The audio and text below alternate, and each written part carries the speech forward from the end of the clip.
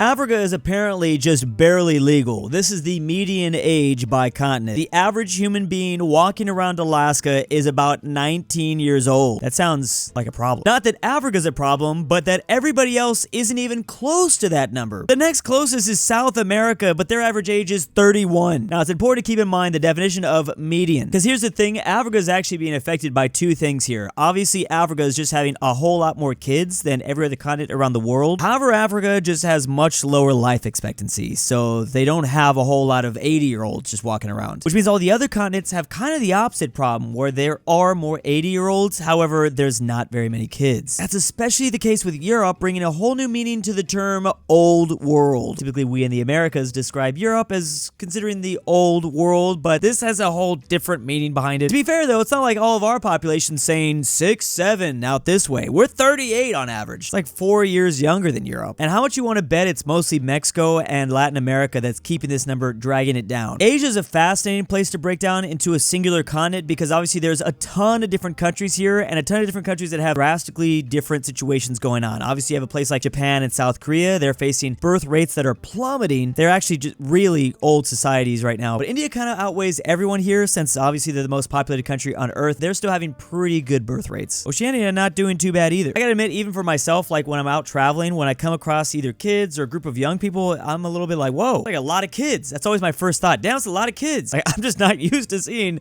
a lot of young adults. Well, maybe not young adults, but a lot of just, I don't know, babies, toddlers, kids, teenagers. On average, like when I go on an airplane, like, yeah, everyone looks like they're 38 or 40. Then again, if you're on an airplane, you're probably a professional, you probably got money, you probably have, you know, things to spend on.